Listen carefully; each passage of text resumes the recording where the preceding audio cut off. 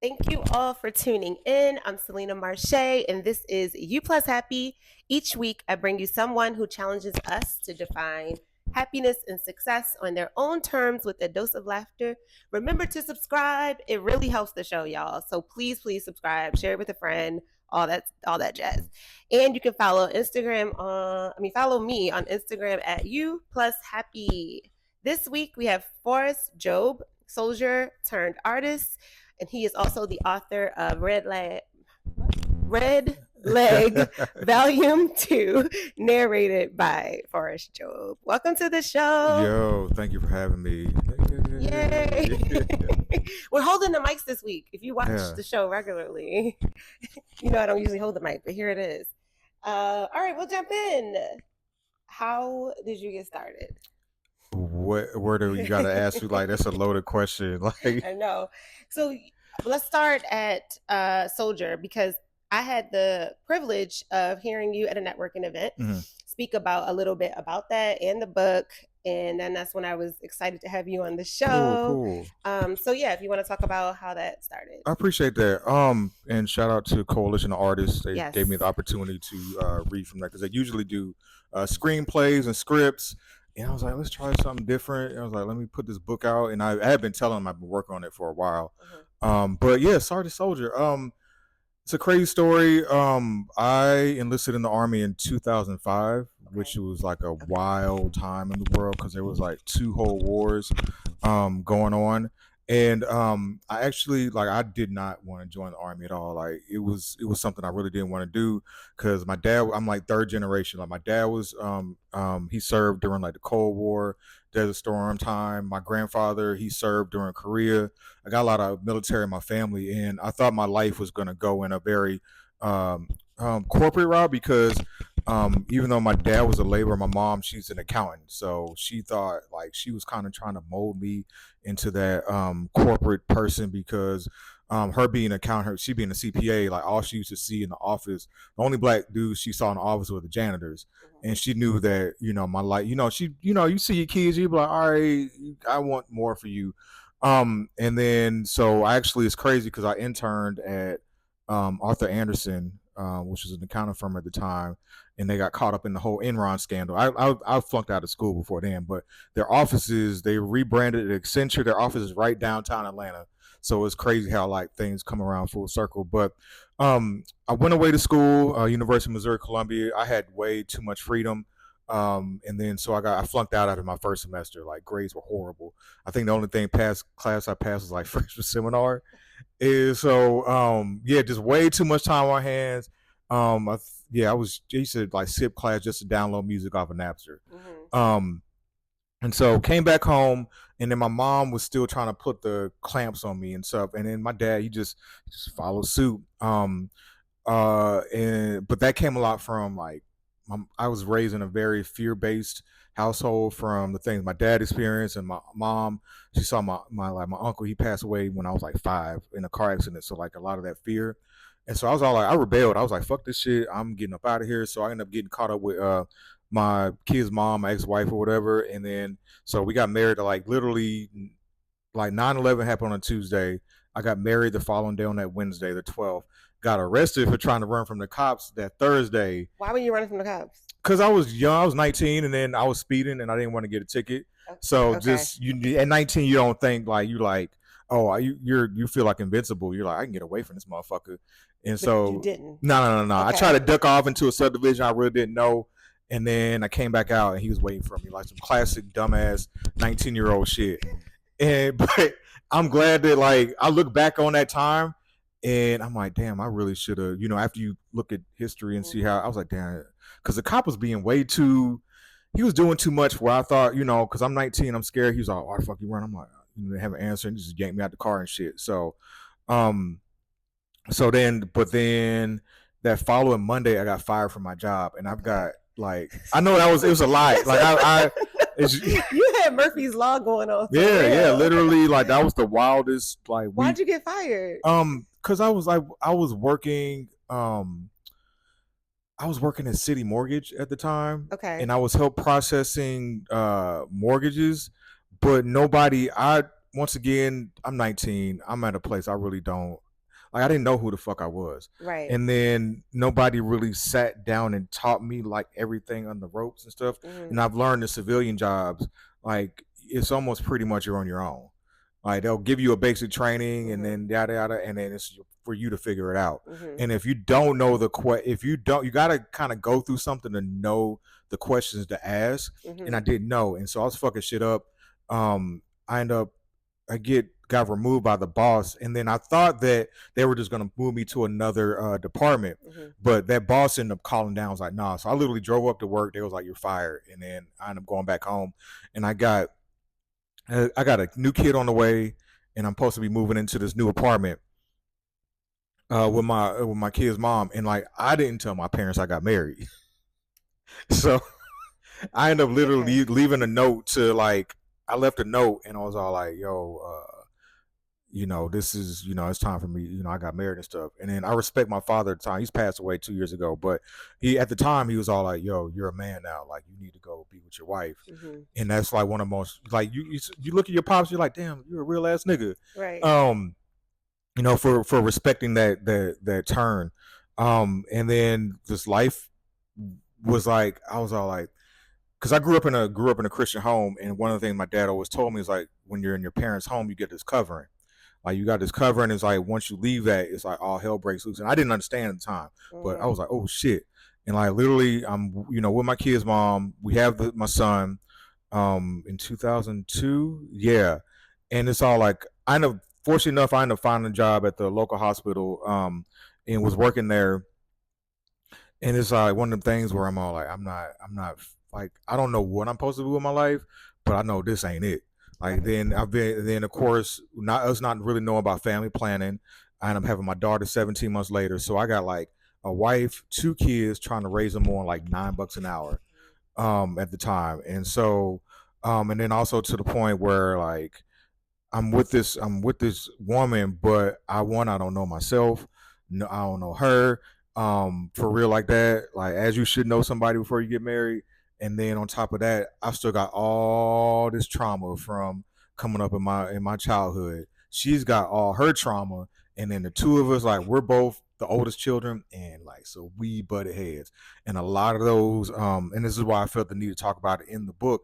There was like a lot of domestic violence in the home, like a lot, like just um I don't try to downplay it, but I do believe there are like levels to domestic violence. You do got the ones, the crazy motherfuckers that come home and smack that fucking woman around, which is all like damn dog, like it's fucked up. But then also you have the ones where in my case where it's like a lot of life and I didn't have no outlet. And then so arguments when you don't have any de-escalation or mediation skills that we didn't have, like them arguments start turning into freaking fights. And you're like, and nobody like if I, me now would go back to me then and be like, yo, bro, just it ain't even that serious. Walk away, breathe, all them things you learn later in life. So there was a lot of fights in front of my kids, that I'm definitely not proud of, and still, I've forgiven myself a lot for that Mm-hmm. stuff like that. But at the same time, like my kids had to see the ugliest parts of me, so Mm-hmm. it's a lot of therapy that I've had to go through, a lot of self therapy. So it's still a healing process. So it's learning.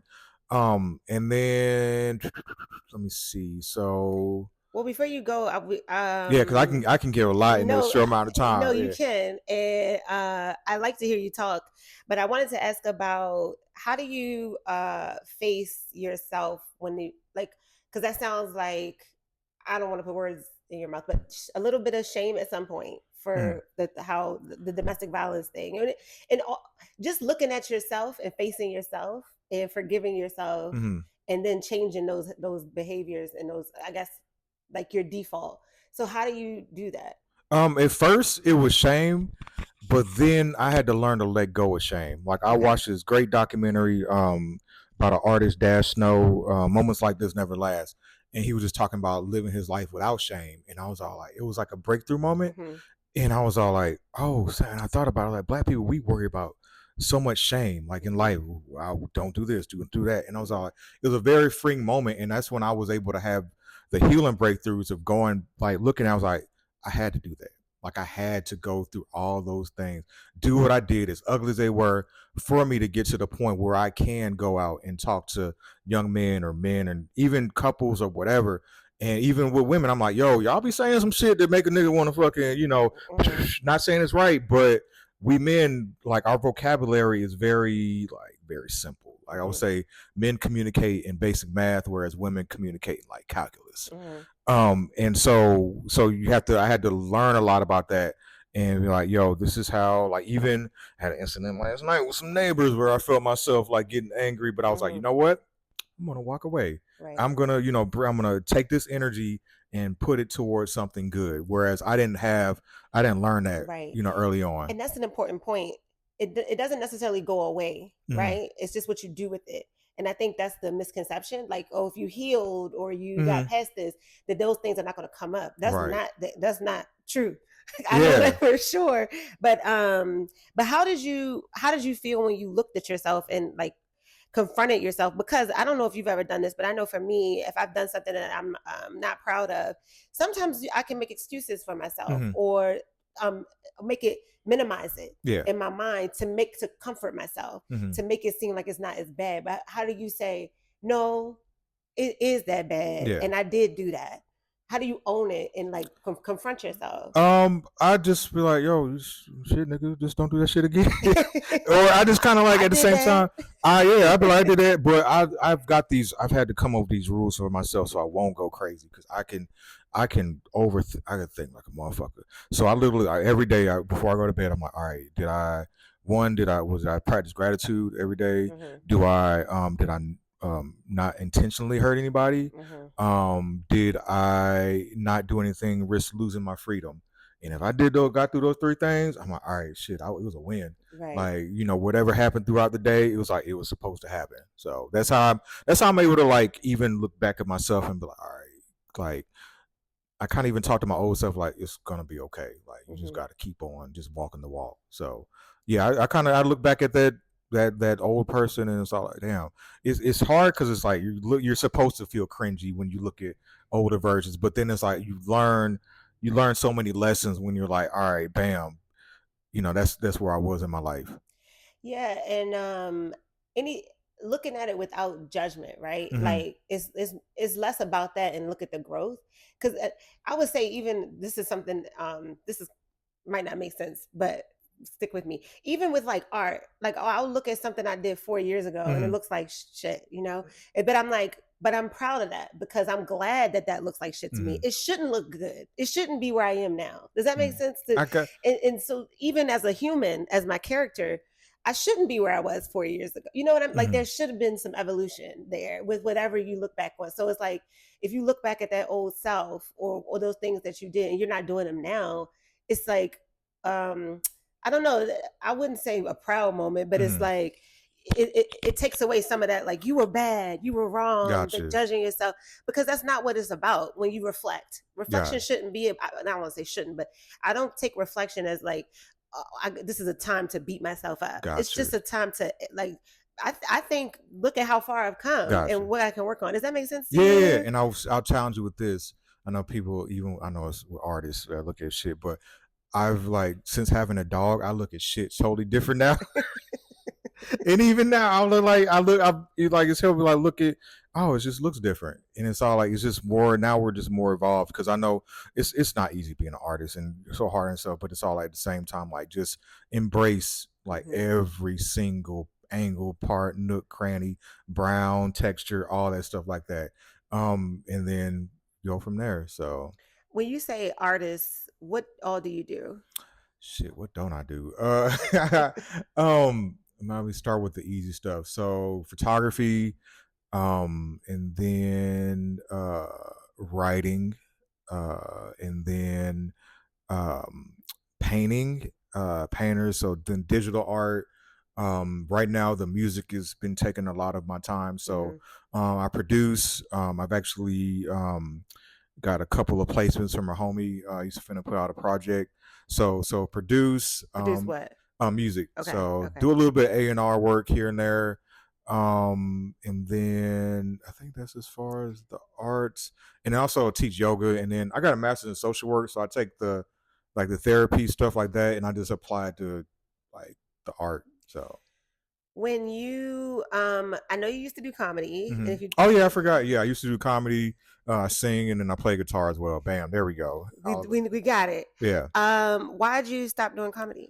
Because I stopped loving it. Okay, I was getting, I think last year I went hard because I moved back in 2022 to focus on art. move back to Atlanta, It'll move y'all. back to Atlanta, yeah.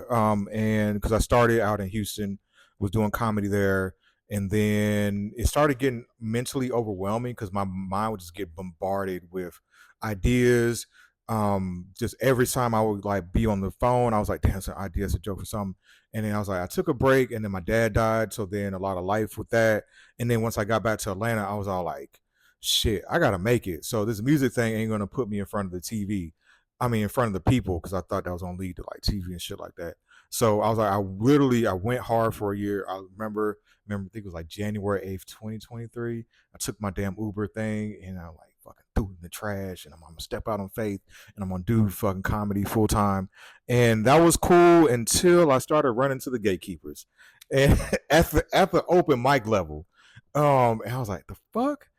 And like it was the first time I got blackballed. It was like March 2023. This is back when I kind of cared a little bit what people thought, and I did a it was at a liberal space, and make sure okay. So um what happened was I ended up telling the trans joke Mm-hmm. because it was, and I didn't like, this is me still relearning Atlanta. Mm-hmm. I'm in East Atlanta Village, knowing what I know now to, approach it a little bit different. Probably Mm-hmm. still told the same joke because that's how it be. But I literally, it was the East Atlanta type, if anybody knows the area, and there was some man bashing going on before me. So I'm all like, how, being the man that I am, like, how can I, counteract this? And it was like it was a woman behind me. It was a trans woman behind me, and she looked like Caitlyn Jenner Mm-hmm. to me. And I'm all like, okay, bam, I got it. So I saw the joke because the dude before me, he was talking about history and stuff like that, and I just went into like, haha, how white people love joking about history, and he was talking about tweets from the past. So I was like, I got a tweet from the past, it's like 18 something, and I was like, I hope they don't sell my family. And then I was like, the black woman in the crowd, she got it. And she was laughing. I was like, I'm gonna need you later. Not Mm-hmm. knowing that I would need her later. But and I was like going into, I was like, hey, you move back to Atlanta. I noticed we got a lot of celebrities around here. Well, I didn't know we had a celebrity in the house today. And I looked right over at her. And I was like, hey, it's Caitlyn Jenner. And me not knowing that like Caitlyn Jenner is like the Clarence Thomas of trans people. What does that mean? You Sorry. know, oh, what? What is Caitlyn Jenner of trans people? Cause like you know how fucking like Clarence Thomas are not like us. Okay. Like the whole, yeah, that kind of how we have blacks, but then we have like the Uncle Ruckus, Right. the Right. that type. That's their Uncle Ruckus. Really? Yeah, yeah, Why? because Caitlyn Jenner is not for trans rights. She doesn't believe that trans, like she believes that she still thinks in the binary where like women should be in women's bathrooms, men should be in men's bathrooms, and trans women should not be allowed to go into women's bathrooms. Like you should go in the bathroom that you were assigned at birth. She doesn't believe in trans women competing in like in women's sports. Okay. Like I learned a lot. I did a lot of homework after. I was like, damn, okay. And then I was further along in the joke. I was just talking about how I noticed that while I was on TikTok, there was a civil war amongst the vaginas, like cis women versus trans women over who has the right to womanhood.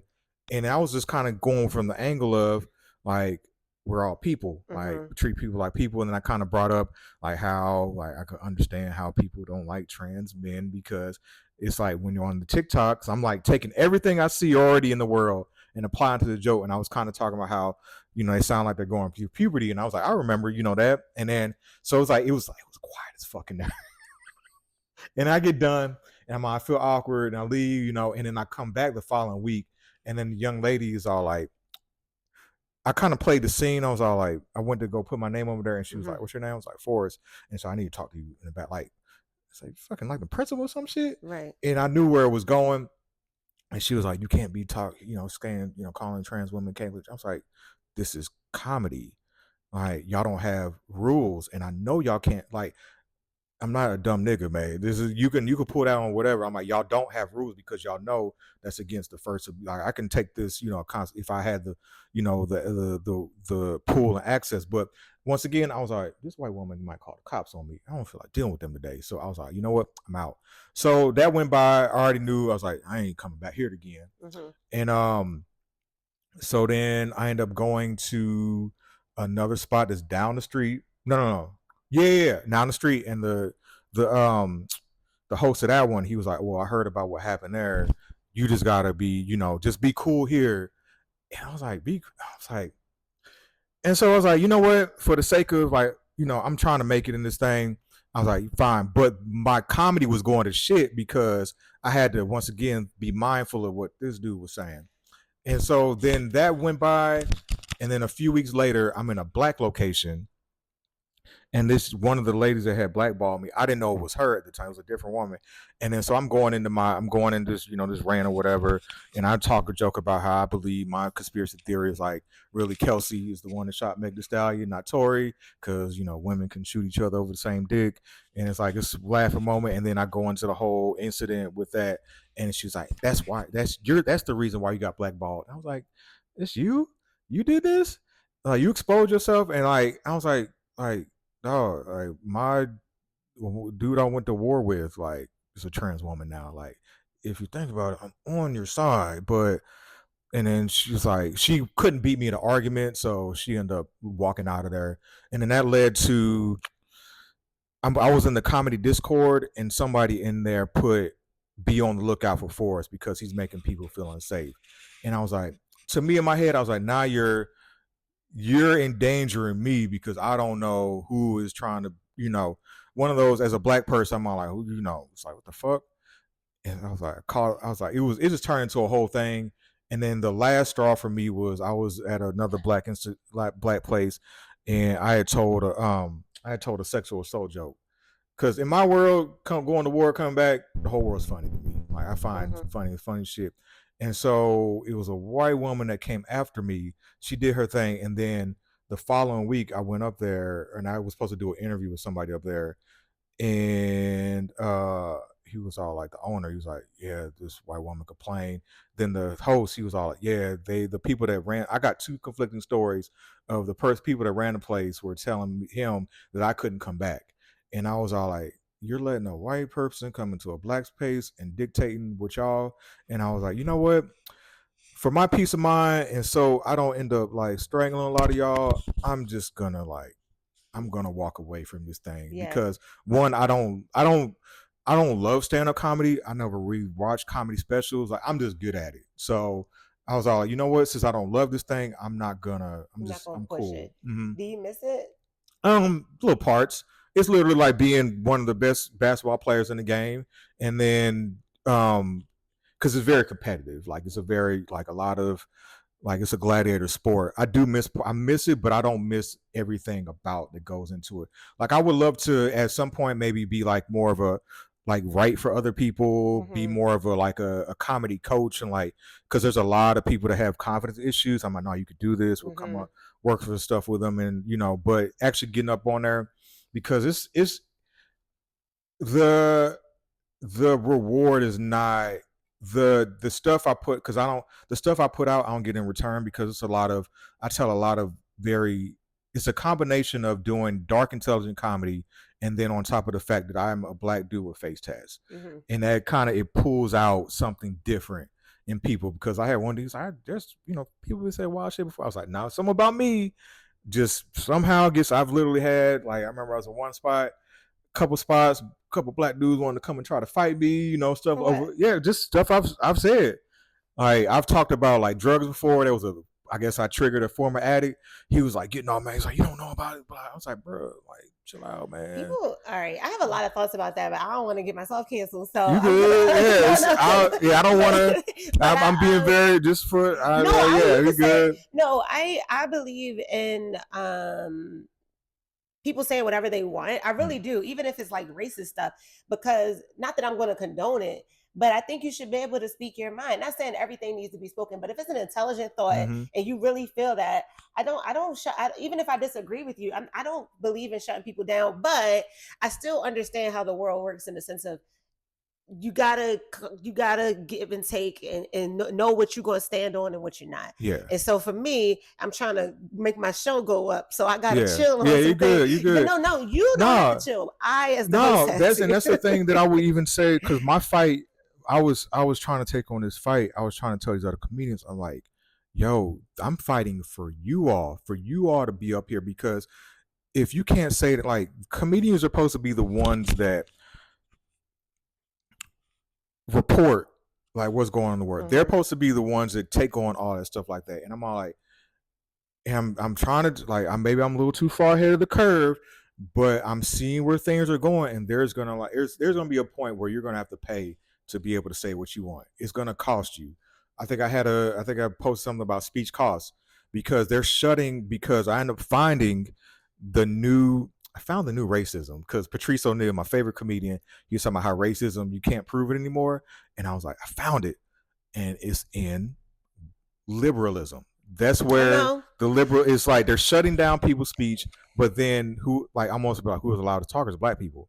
And I'm so unfortunately, like, Mr. White Man, you got to take an L too, because you upheld these things, but this is where they're shutting down people's speech. If you're saying anything that doesn't align exactly with the liberal, like all that stuff like that, and to me that's wrong, because one, I went and I like I think that's the hardest thing for me to even be back in America, because like me and the homies, like, we paid like some of the ultimate price for this.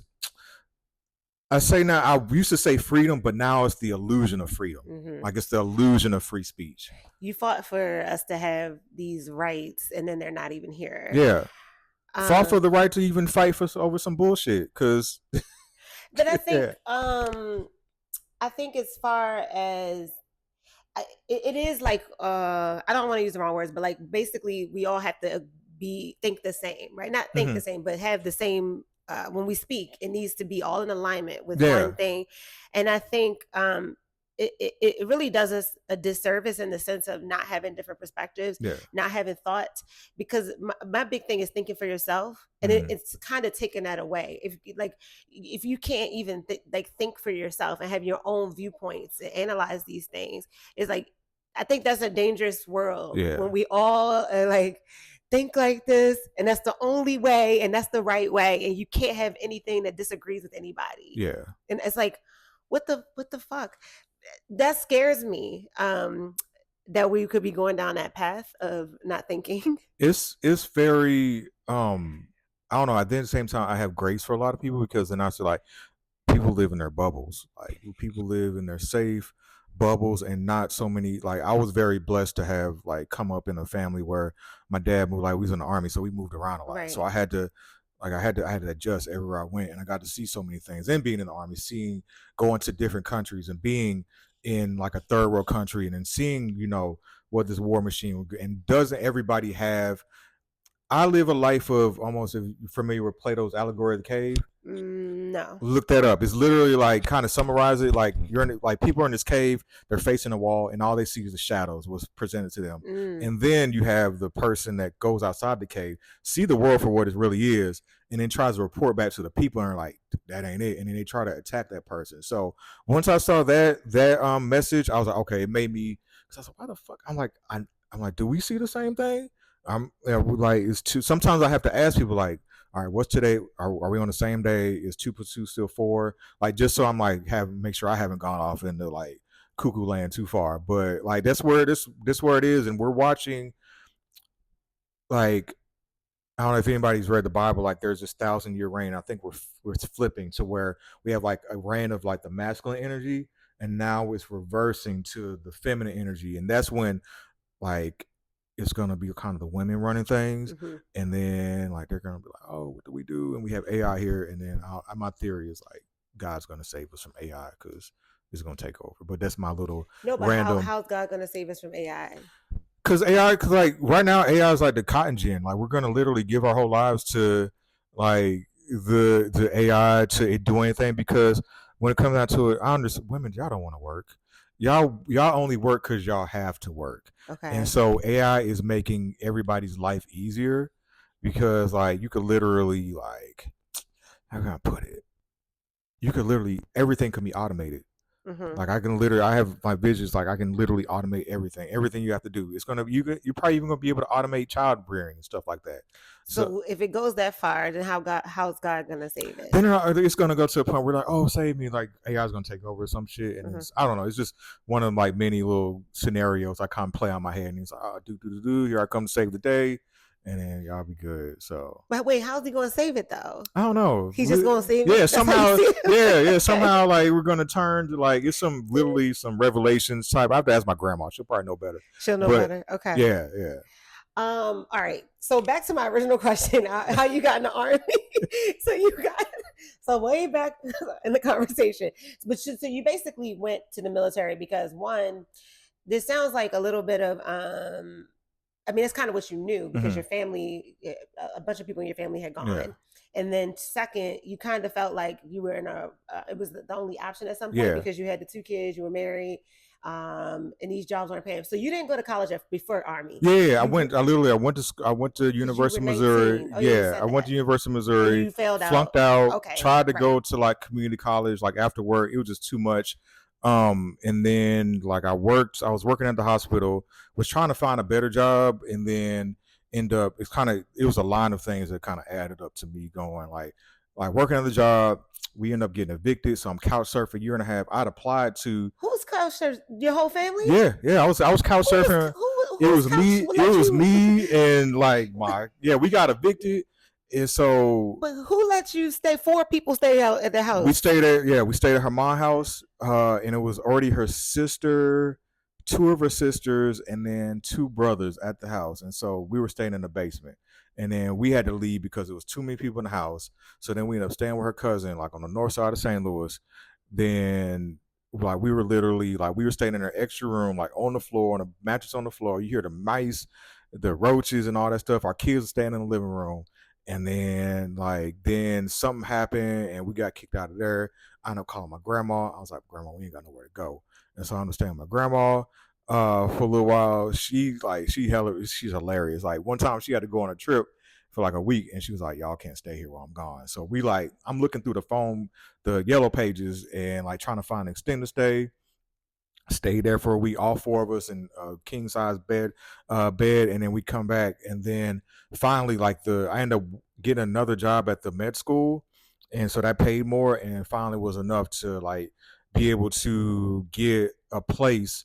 It was I think I got it off Craigslist because we had an eviction on the record, so had to go through those, Those navigate. Yep. channels. And then so I was at that time I had applied to the St. Louis Police Department to become a cop because back home in St. Louis, the only like ways to make a decent living was either you was in the streets, which I wasn't built for that. Like Right. even my cousin, he sold drugs, he was not gonna let me like do Mm-hmm. that. Or you were working a government gig or like you were working in like the plant or whatever, Ford or whatever, and that wasn't working. So You didn't have tattoos then. I only had like on my arms, like there was like four of them at the most. So you had got the job paying more, but so you still went to the army though. Yeah, because so there we go. So I was working there, and then I tried to work. I was working at UPS at night, so I was working from 12 to 8 at the med school, then working at UPS from 10 to 2. I'm literally like falling asleep as I'm driving Right. home. So I was like, I can't do this no more. I quit UPS, and then I got fired from med school. Ended up having to go back to the old job, then got the rejection letter from the police department, and that's when I was like, I'm done. Like my dad, I talked to my dad. He was like, "Well, you kind of want to do law enforcement? All right, well, you can always join the army, do a military police." And so I was all like, I remember I called up the recruiting station, and I was like, "Yo, how long y'all gonna be open?" They told me, and I went right in there.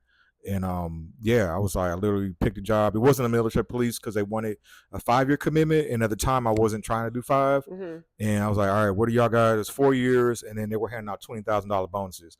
And $20,000 bonus for somebody ain't never seen that amount of money before, and making like $9 an hour. That sounds like $1,000,000 to Right. me. Right. And so I was like, all right, shit. And they were like, we can get you out of here in like a week and a half. So how long were you in the army? It's funny.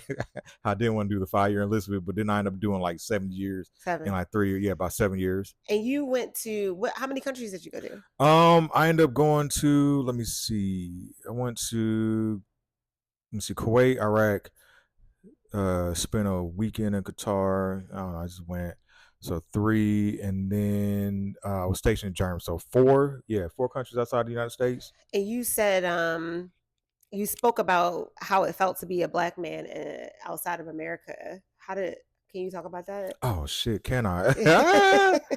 I had to. I was all like, I had to. Once again, I had to read the room. I know we had sisters in there. I was but nah. And a lot of this stuff we want to like watch Patrice O'Neal. He talks about this, but I literally felt like Superman or freaking like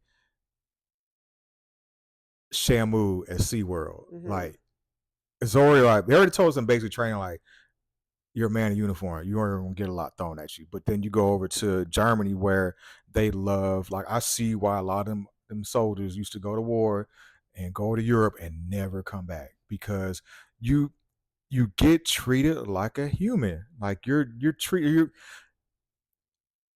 how can I put it like it's almost like being a woman because all you got to do is show up. Mm-hmm. Like you just got to show up. Mm-hmm. You ain't got to have this, and that. You just show up, and then everything else is a bonus. And then they're like, all right, they love your skin, they love you. You know, you can, you know, your accent. They love like everything about your blackness. Whereas you come back to the states, you're like you're fighting for acceptance, like from your own people, because unfortunately, like especially with black folks, like you're reminding them of something probably negative. Whereas they have no reference point over there in China. It's just fun. Like no Mm-hmm. matter how many of them dudes came over there and had babies and never claimed them jokers and had war babies, it's just it's fun. You're on a war baby, are you? Not Oh, no okay, I'm baby. just I don't think so. I should hell. I don't know. yeah, but no, just it didn't matter. Like Maybe. it was fun. Like we literally would go and you had your German young lady. I'm not mess like, but it was just it was we was over there. Went in Rome. It was easy access. We was partying.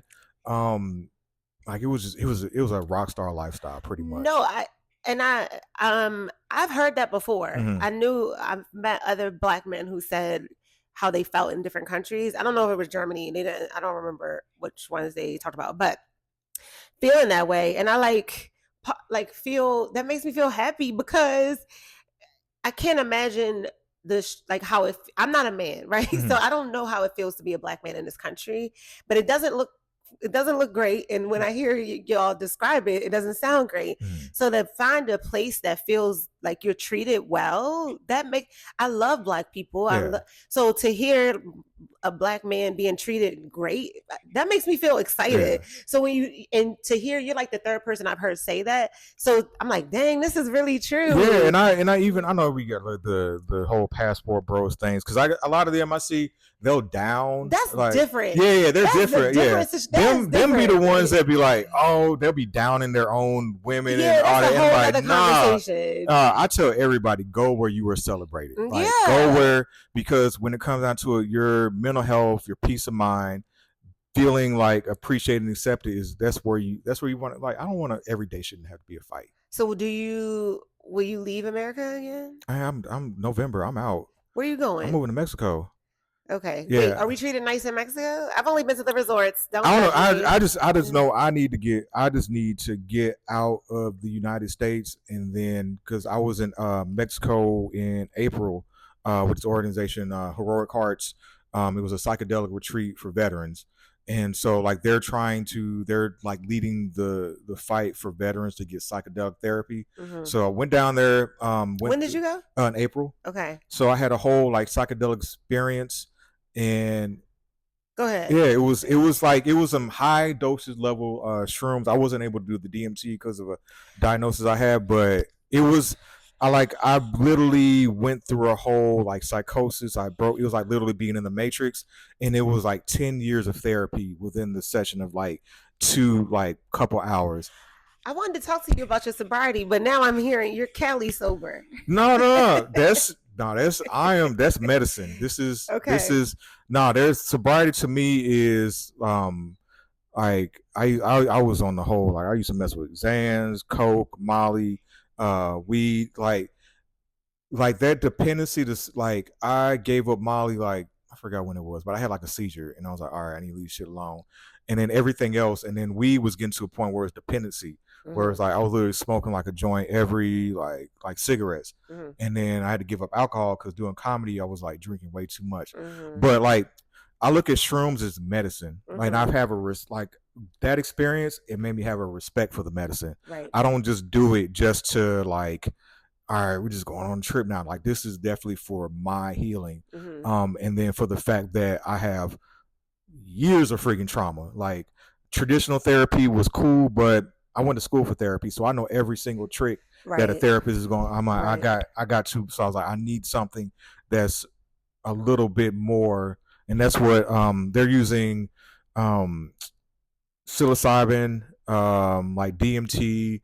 They're trying to use MDMA, which is Molly, Mm-hmm. for therapeutic purposes, but that's kind of the thing that they're doing for veterans. I want to talk about sobriety, but before that, because I want to talk about something that you mentioned, SCOA, because about being in the when you were in the army and the masculinity of it, Mm-hmm. and like how you described it was I don't know how to describe how you described it, but it was very intriguing. And I also want to talk about it because I do think the pendulum swinging, right? So like there's like I don't want to say an attack on masculinity because Mm-hmm. that's kind of strong, but like because so much bad was wrapped up in masculinity, Mm-hmm. it's like we've lost respect for it, and Yeah, that makes me there's like the balance isn't there yet, right? yeah, Because the pendulum is swinging so far to the other side, where I think there's a place, an important place for masculinity, and but not to the point where not the best, you know what I yeah. mean? Got you, got you. But I like how you talked about it, and I have a and I want to. I can't make this happen, but I would love for us to have a rich like respect for Mm-hmm. masculinity, like the way that we do for Yeah. femininity. It's gonna be it's one of the things where like it's gonna be a pendulum. Like it's gonna. Hmm. And I don't think of time. I think of time like differently. Like it's a lot of time, but then it's not. Because I even think like black folks, we ain't been even free as long as we was enslaved. So we looking at that's the point. But it's gonna be a point where it's like, all right, over masculine, and then we're gonna have to go to the over feminine, and then Mm, finally we'll come and be in the middle. right. But then you have like old dinosaurs like me that came from a lot of even that, and I even look at like even my generation before me, where it's all like even when I was trying to talk to, I was like trying to talk to my dad about like even when I was writing my book, I wanted to ask him about his military experience, and then I was like, oh shit, these niggas don't talk. Like they Okay. yeah, they were like even before then, like me and my dad, we eventually before he passed away, like when we went on a road trip with my brother, we were having to like have a lot of great conversations. I got to understand a lot more about him. But it's gonna be I think we're just gonna it's gonna have to get to a point where I think we men we need to learn our masculinity, like Mm, learn when a time and a place for it, and understand how to embrace all of who we are because we got all. It's like everything's on a spectrum. Like you're in utero, it's like some scientific stuff. You get a splash of like the chromosomes, whatever can't think of them, but like you get a splash of masculinity, you get a splash of femininity. mm-hmm, Some people have a little bit more than other. mm-hmm, It also it comes from like nature, from those pieces, and also from nurture. Like I joke, like when I was like my mom was in the home, like she pretty much raised me until like stayed at home with me. My dad worked, and then there's a switch between me and my brother because my mom started working, so he didn't get baby. So he's like the baby didn't get baby. With me and my mom, like she used to have me watching freaking soap operas with her. So mm-hmm, that's why I ain't got a problem. Like when I'm with a woman, I'm like, oh, let's watch Real Housewives. Like I mm-hmm, don't like I can discuss that stuff like that. So it's once again it's understanding. We're getting to a point where we're like understanding more, and there needs to be. I feel like we're getting there, but like more discussions of what kind of what it means to be a human in general. So definitely what it means to be a man. That's why I'm like loving like you got shows like The Pivot where you're having football players talk about their fears. Like I heard Channing mm-hmm, Crowder, I think it was, he was worried about the effects of football. And I love talking to football players because if you take veterans, football players, and then convicts in the same room, our stories are like eerily the same because it's the same like model. mm-hmm, But even I worry about my own because I know I have like certain level like brain like I think it's like MTBI, just from the IEDs, like the explosions, the concussions. I shot artillery, so like you have the two right there, and it's like it's just every time you shoot around recoils, the concussion, the vibrations are hitting into your brain. So like when I hear like football players talking about CTE and their symptoms, I'm like, oh shit, I have some of the same stuff. So even sometimes that worries about where I'm gonna be like 10 years down the line. So yeah, did I answer the question? I know I can like. No, I think yeah. I mean, I don't know if I have really had a question. I just wanted to talk about Yeah, yeah, no. I masculinity. even understanding like we're all the same. Like we're all the Mm, same. We just do things differently and we have different perspectives. Cause like the things that I hear women talk about, like fear and feeling like they have to do so much and they want to be protected and mhm. security. I'm like, damn dog, we want the same shit.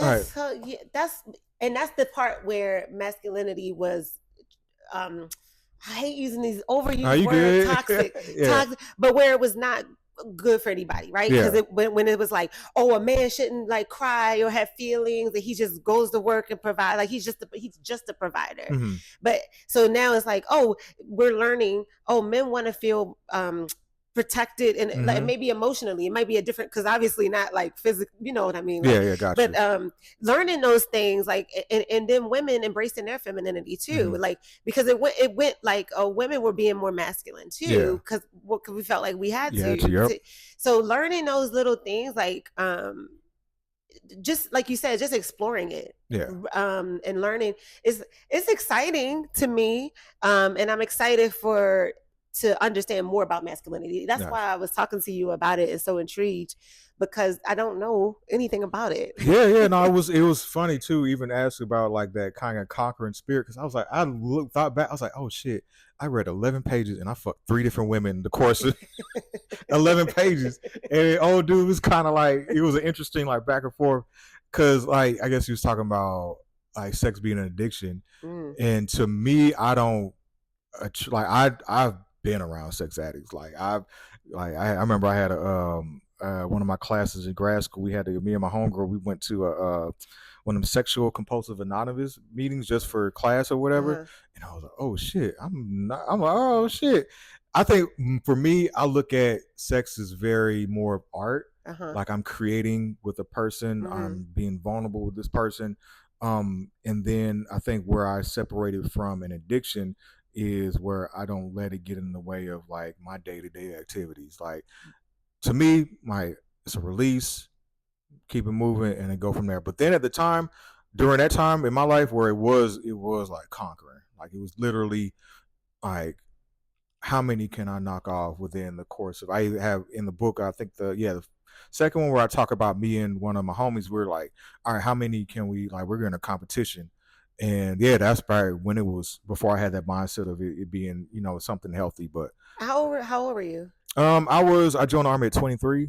So that's Yeah, that. And then also you were because you spoke about being in that like hyper masculinity yeah, part where because everything has a duality to it, yeah, right? So it's like good sides and bad sides. Not I don't even think because I've heard men do that before. Like, how many can you get? Even on the Wood. Have you seen the yeah, Wood? yeah, They didn't say how many to get. They're like, who can lose their virginity first? yeah, So this is not um th- this is just a it was like a sport yeah, almost. pretty So much, and I'm yeah. not saying I don't give a damn either way, but I don't like think of that as like, oh my Yeah, god, that's so bad. If you were your age now doing that, yeah. I'd be like, all right, you need to You know, grow it's up. it's it's But slow. It's slow. It's slowed down. Like a lot.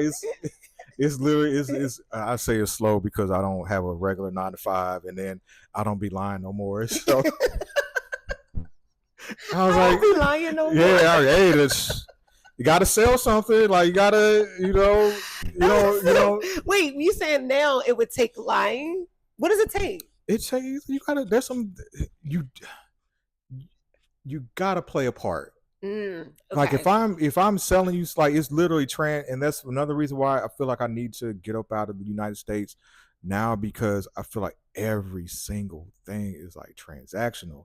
Like everything is like even when I moved back to Atlanta, it felt different because Mm, once again we got Hollywood here, we got a lot of business, and everybody's trying to make it. And it's like if you don't like have something you can't benefit me now, then I gotta keep it moving. Whereas I come from like a social or helping, background where it's like we learned that, you know, investing in stuff on the front end and not necessarily getting that one for one direct return, it helps you on the back end. And even if you do things not even for anything in return, like just for the, common, I think even like we're having to work too hard for the basics.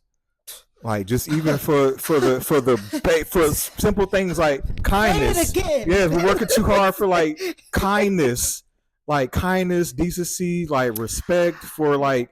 I'm not even getting to all the other thing of like, all right, we going out and then maybe we might fuck later. Like that's, but even before we even get there, like, and I'm glad I've gotten to a point where I've gotten old enough to where I was like, oh shit, I'm appreciating women in my life for other things than just sex. I was like, oh my God, look at me maturing. Yeah, I was like, yeah, just having like, beneficial relationships where I was like, okay, I got a homegirl that she wants to do this, like with her business or whatever it is. I'm like, okay, well, I can take the social work degree. I know I can, like, all right, you want this?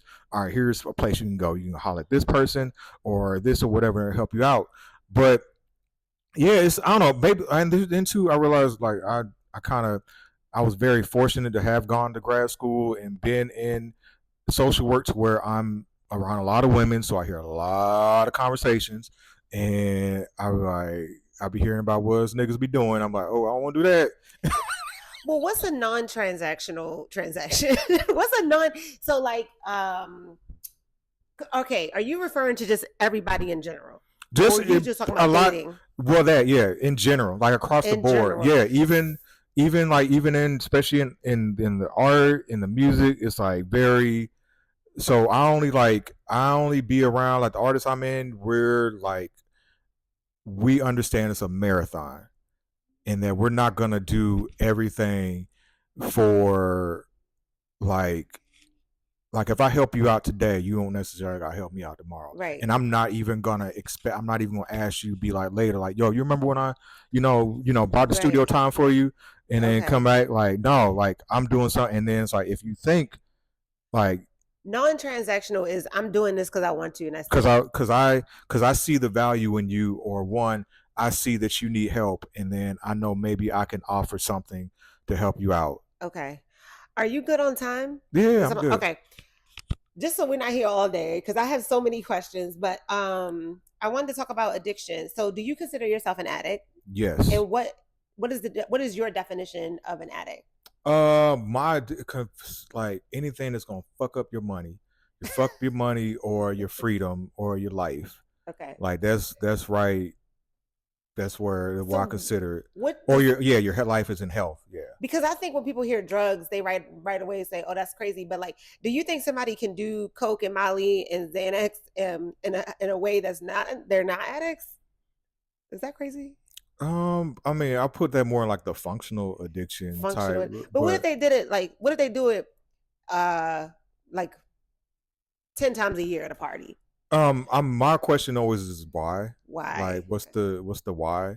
Hmm. And then we kind of go from there because like drugs do have a different like impact on the brain. I just So I just know me where I was getting to a point of dependency. what was the moment that you realized like I'm an addict and I gotta stop.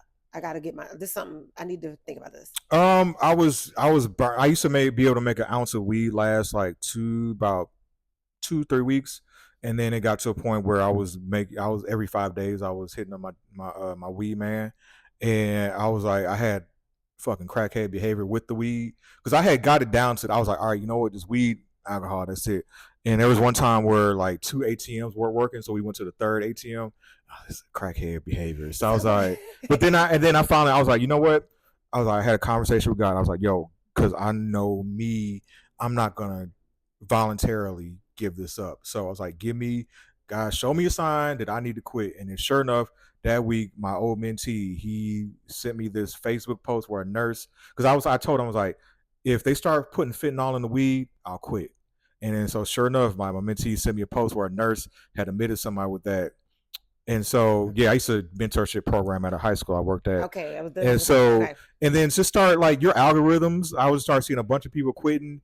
one of the rappers, Danny Brown, had just gone through rehab.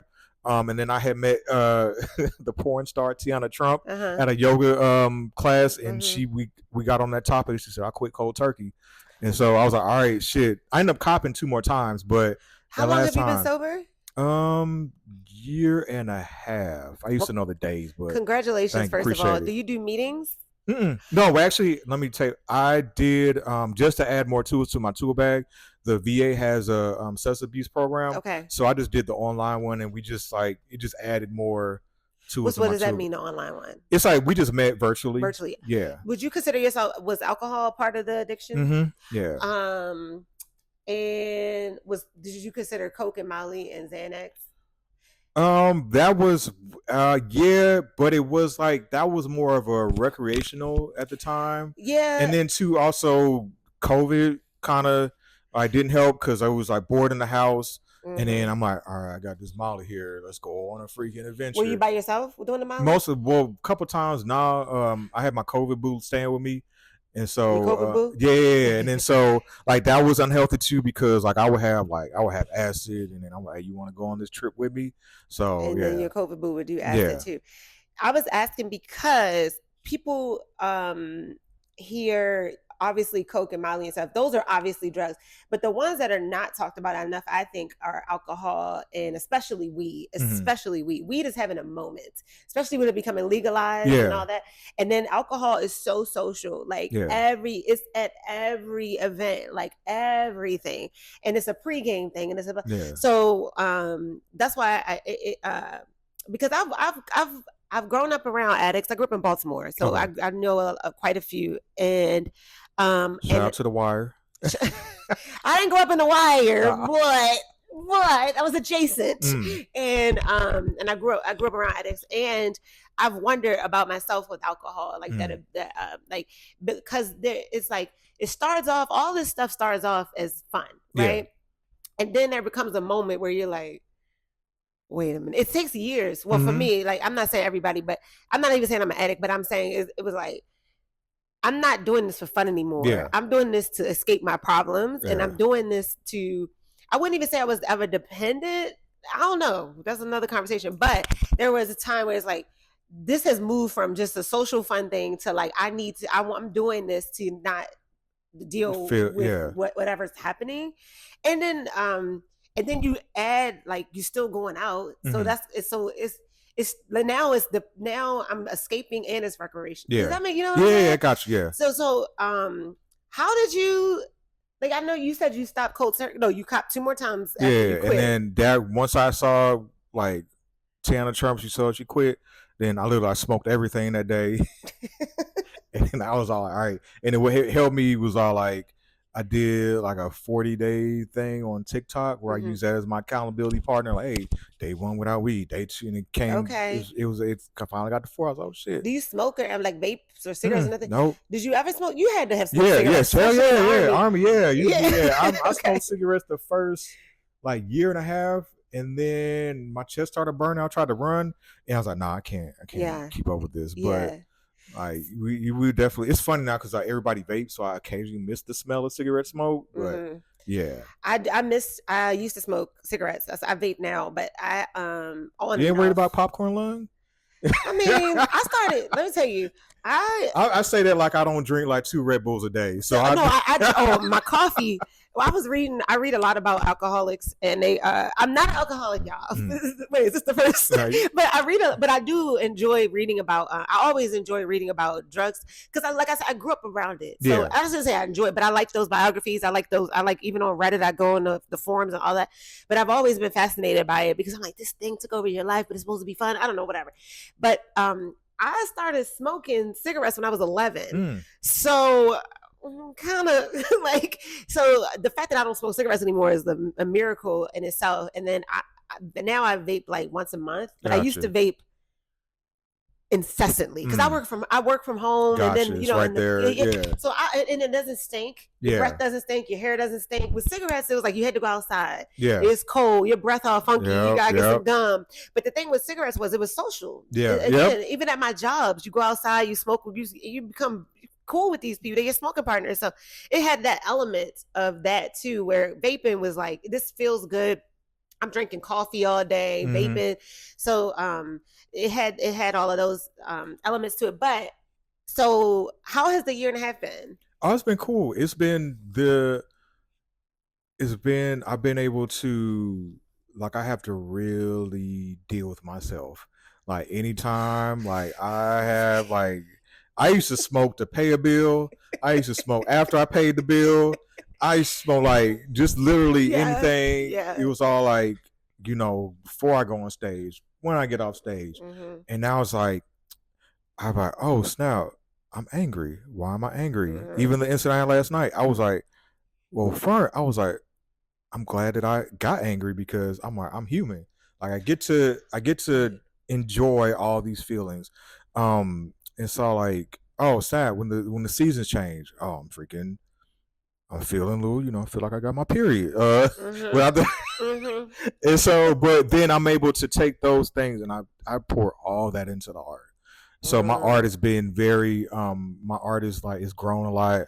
I've taken the time to like really improve my craft, and then that's another reason why like I gotta make this move because like freaking 5 hours, 6 hours on my days, I'm fucking Ubering and shit because I got to pay these extra bills Mm-hmm. on top of just keeping up with the the life. And then I'm like, you know what? I literally just want to like just focus on being an artist full time, and I'm glad that I'm able to do this because I think the most rewarding thing is just being able to kind of be an example because I respect. I don't judge people for their vices or whatever. Get it how you live. I'm not finna judge anybody. There's a motherfucker that used to pop pills here and there, but I just kind of now if people like ask me, then I'll be like, all right, I kind of tell them it's the reason, and I'm like you kind of like special artists. Like you don't need that to be a better artist. Like Mm-hmm. you already got gifts. Like tone into that. So that's kind of been it's been a cool journey. What do you do when you get urges? I just enjoy them. Like I just be like, I enjoy. I'm like, oh shit, it would be nice. But then I always think about how I feel afterwards. Like I would, like if I smoke weed now, like I would feel like shit. Like Mm-hmm. would I have I don't know, it's weird. I smoke in my dreams sometimes. So Damn. in dreamland, Damn. yeah, I'll be like, but then I realize even in dream world, I'll be like, damn, you really fucked up all that. So it's like, Yeah. I don't even like. It's just more of like a mental, but actually like a desire to do it. Like I think about the steps that it would take. It was like, oh shit, I would have to call. I don't even know how to fucking get a hold of a dealer anymore. Like I would Right. have to. I mean, there's close by because I'm in art, but at the same time, there's a lot of steps, and I'm like, no, Right. I'm cool. What do you do socially? It's my art. Well, like no. Well, So socially, if you're out and people are indulged, like what doing indulge. No, their, all right. Go that ahead. doesn't Yeah. tempt you Mm-mm. at all. No, at all. Like literally, I'm like we'll be in like we're in the studio and they passing around the joint. Like I'm just passing. I might have the most I have is like a contact, but I was like I'm good. Do you, I think damn. what it is the fact that everybody's doing it now, Uh-huh. and I am such a rebel. You just want to not Yeah, do I it. want to like it's like to me like weed ain't even cool anymore. Do you don't miss doing drugs Mm-mm. at all? Why am No, I trying to I force this miss on no you? no no. I do like I'm not gonna lie. I do miss the high of Molly. Boy, that was. But I don't like. I think it was a health thing too because like especially with alcohol too. Like I started going to the doctor. I was like, hey, your liver enzymes is kind of going up. You might want to. And I was like, I made excuses for it, but then I was Mm-hmm. like, nah, I'm fucking. I want to. I don't want to get to a point where I got a motherfucker wiping my ass because my body's all jacked up. That's why I gotta, eventually like the goal is to get all the way off of like caffeine, all that stuff like that. So I Really? can I No want joy? did my joy is I tell you my joy is from my new drug is art. Like my new drug is creating, especially making music, from playing the music for other people, for all that is like I can literally I can be up all night creating. My joy is sex. When it does come around, because it's all like You gotta start lying. I can't. I'll No, be I'm trying. teasing. I'm I be teasing. wanting to. I be wanting to, but I'm like I'm I just just joking. no I no. don't. I kind of I be trying to tell people like the truth is way more entertaining than the lies you try to sell. like every once in a while I do like I have my casual, but then it's like I'm like fucking I'm 42, like. I be wanting like, yo, can we cut? Because I be like during the day I'm like I'm busy, busy, busy, but at night I'm all like, damn, it would be nice to have somebody here, just like with pillow talk, make love, and all that stuff like that. And then we do our thing during the day, but Well, if you were gonna lie, what would the lie be? I don't know. What lie has some? What's the last lie you were told? I'm telling you. If you ever, I'm telling you, fellas, if you're having a bad day, ask your homegirl about the lies and scams that the niggas try to run. I had And I'd say niggas because niggas is a universal term, but no, I there we agree. go. I agree. Even women too, because man, everybody the lies everybody be telling. No, people do be lying, and I've Yeah. lied before. Have I? Nothing egregious. Yeah. But I'm sure I have. I'm not perfect, but I, with when it comes to dating, I've been through a lot of really crazy stuff, and I'm talking like stuff where people should be in jail kind of stuff. But I don't know, I just choose to focus on the pot. Like I stay optimistic. I don't know how, but I because it's so easy to get bitter. It's so easy to get, and I'm not saying I'm not scared. Yeah. I'm scared to put myself out there, but Gotcha. I'm not. Maya Angelou said, "Have the courage to love again one more time and always one more time." Gotcha. And so, if I let all the stuff that's happened to me, like dictate how I'm gonna feel about the next person, then this is not what you asked me. No, you then good. and if I replay, because I can't even remember the last lie, because if I keep replaying that, I think it's gonna perpetuate it. I'm gonna get upset, and then I'm gonna keep attracting that. And then I always go back to, because and I think about good men who I know in my life and who I respect, and remember that there are good men, and then also not good, but it's also how you behave, how somebody's gonna treat you. You are one person, but I'm sure you've treated different women different ways based on how they behave and how they carry themselves. So I'm not saying I'm responsible for all the shit that has gone down, but at the same time, what am I responsible for, and how am I presenting myself? What did I do to attract this? What can I do in the future to see quicker? Hey, buddy, something ain't right here. You gotta go and get rid of that person. Versus like, and then sometimes you accept stuff because you're lonely, and like you just put up with something because, and you don't even realize it. It's like, well, this person is around. I got this rapport with them. We're cuddling. Yeah. So it's like it's a little harder to walk away. But so I think, like you said about masculinity, is like exploring what you got going on for that. But yeah, I mean, of course, we dating in a modern world. And I'm not, I'm not even going, I know there's going to be somebody comment on my bullshit. I don't, like I say, I don't tell direct lies to direct questions. Now, those kind of, sometimes those things where I hear like, dang, I want her to leave. How can I, how can I frame this to like not be what such you about a to do? Yeah, how can I frame, like I do want to get to the point where I'm like as close to the I'm getting there, because I'm like, yo, I read the last time I was like, yo, I gotta be up or something like that. Or damn, right after you ask her to leave? I didn't want to, like, because it's hard. I thought you wanted to cuddle. Well, she wasn't somebody I wanted to really cuddle with. Yeah, that, see, like those are the like the little, that's where I'm trying to get to that point where I can literally be like, I just want you around for this, and then kind of like, so it's like, I was like, and sometimes too, I'm like, damn, I'm not gonna be able to get the proper sleep that I want, like down here or whatever, or this person's got to be up. Like I usually don't get up out of bed until like 11. So like I like the working ones, like, oh, she's gonna be up, I don't feel like dealing with that. Those are the little things that I but then too, I'm always like, I'm very mindful of, like, I try not to be an asshole too much. It's a fine line that we have to, basically, I don't want no damn bull. Like I'm trying to do my best to live a pretty peaceful life. I do like bullshit from time to time, but like I'm trying to still, and we're all learning, but is I'm trying to navigate in the space of where I'm still, because I still want to fuck again. So I'm I don't want to fuck this up. yeah. Yeah. So those are, I gotta make sure I touch the bases. Motherfucker, he on that bullshit. Yeah, I still, like, I try to live a righteous life, but at the same time, I still need a little bit of, because I'm a Gemini, so I need that level of chaos in my life still. I think too is like I said, duality. Like doing all this good stuff and living this good life. And I need random Yeah.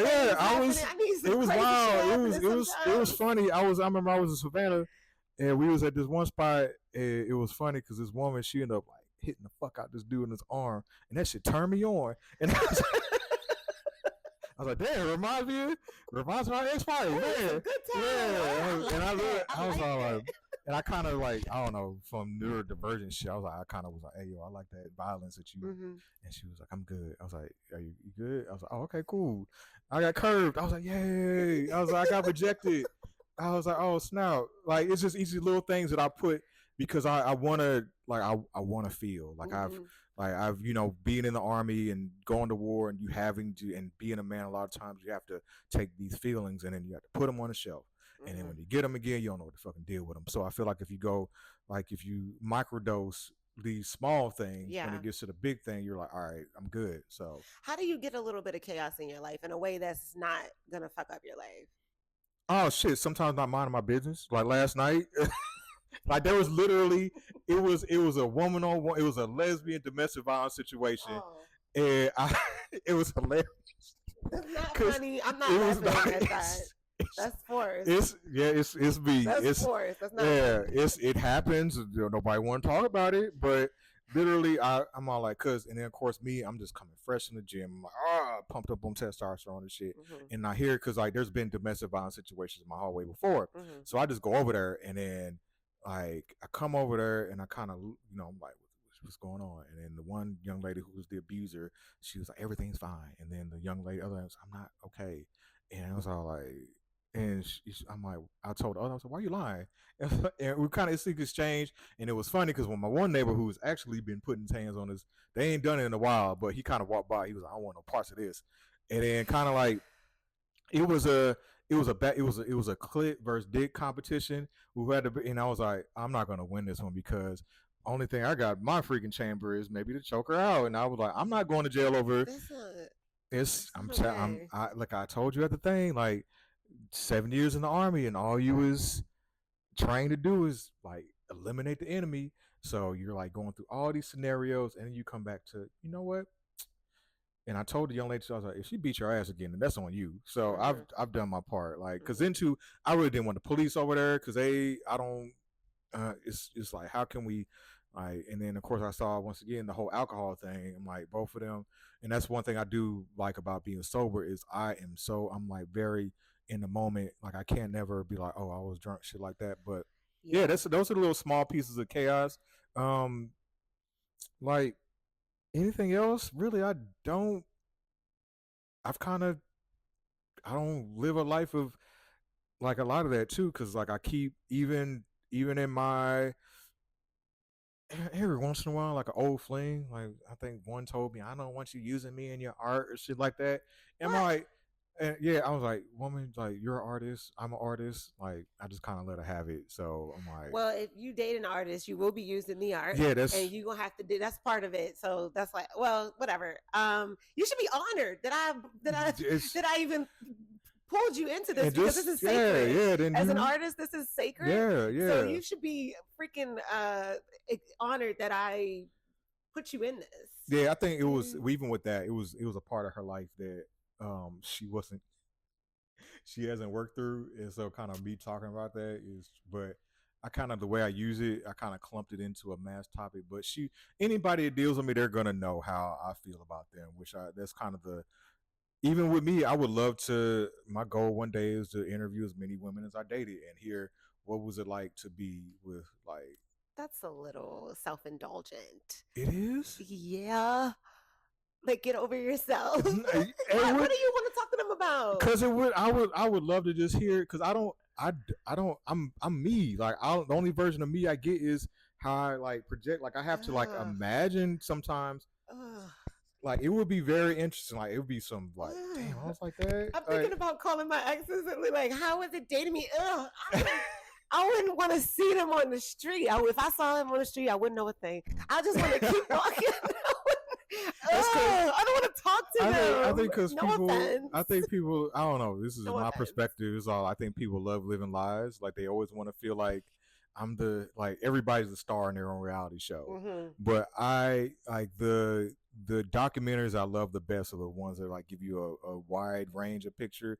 Like I think a Basquiat doc I watched. You had one woman talking about how she had a great time with him, and you had another one was like, "Damn, eat some fucked up shit." Right. And that's Right. how I love. I want to hear like that Mm-hmm. kind of. I don't want to live this like perfect life where everybody loves me. Like I'm. I gotta have ops.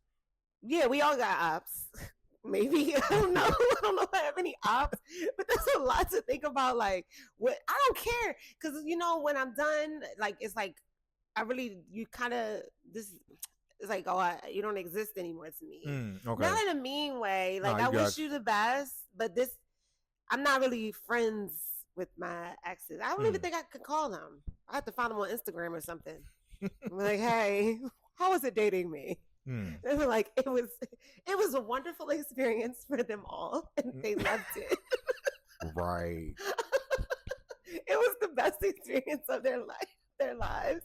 Um, so I have my answer. But that is a lot to think about. I do. I'm gonna think about. I wonder what they would say. They had. It was fun. That's what I can tell you for sure. When I quit, when I don't drink and I'm not vaping and stuff, I'm like, oh, I need to do something bad. I miss doing bad stuff because when you drink or when you're doing drugs, usually some shenanigans goes on, and that's the part that I miss sometimes. Okay, Like, yeah. I like the way it feels when I'm drinking, but more than that, I miss the spontaneity and like the crazy stuff that happens that you didn't plan for that night. Gotcha. The stuff that you get into, the party you might end up at, the people you meet, the best friends for the night. Like, and And I've you ended say up. you live in LA, right? I lived in LA. So how like without telling on yourself too much, how crazy did it get? Well, LA got crazy, but when I lived in Philly, it was crazier. Okay. So we would end up in different states. Okay, yeah, because it's East Coast. So yeah, no, I've been to Philly for the Roots picnic a couple times, and it's okay. all like So we would end up in Jersey or okay, Atlantic. Like Atlantic City is in Jersey, but this wasn't like when Atlantic City was popping. Like we would end up there lot of crazy nights. But LA was a dark time. okay, So Philly was fun. I was having fun.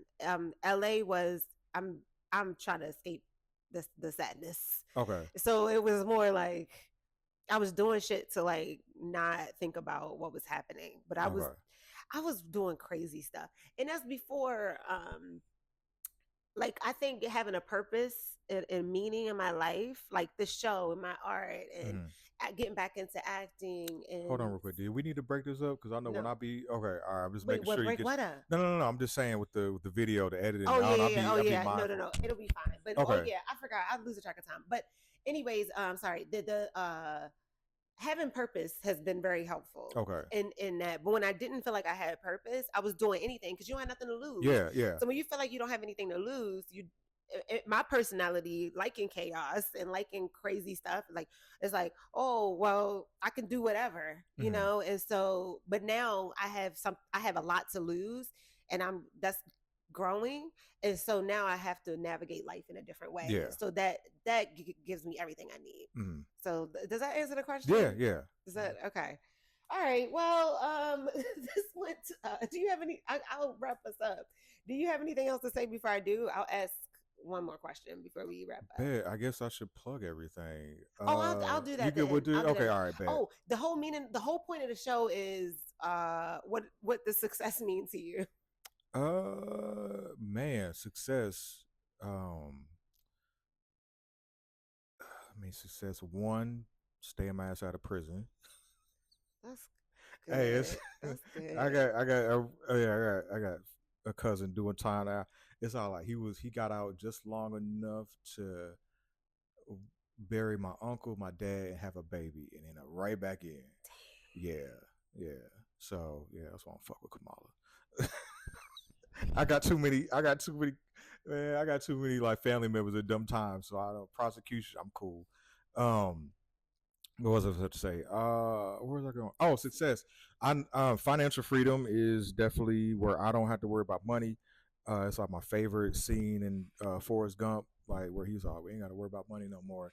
Mm, And then yeah, just kind of just being able to move how I want to move. That's like freedom. freedom to move how I want to. Yeah, freedom pretty much at the end of the day, and then also being able to show others how to be free. Mm, And then the big goal is just to be able to have a relationship with my kids and like where like not to where like I'm not trying to be dad because I was never really dad in the first place, but yo, pops, we could talk. You learn more. You learn about me. The more you could learn about you. The more I could learn about y'all. The more, and then in a point where I can like make it so like whatever y'all need, I got y'all. So y'all don't have to make some of the moves I had to make because things were tight or shit like that. Or especially with my daughter, like well, my kids, but definitely my daughter, to where I ain't got no, no nigga trying to, sell you some dumb shit because whatever. I'm like, hey, baby girl, what you need? There you go. I got it for you. So okay, that's success in my eyes. that's success. You heard it here first, guys. What piece? And this is a lot. This will close out. And what piece of advice would you give to listeners if you had to give one piece One of Piece. advice?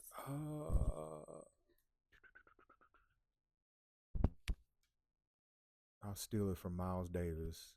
It's one of my favorite quotes where he talks about like sometimes it takes a long time to sound like yourself.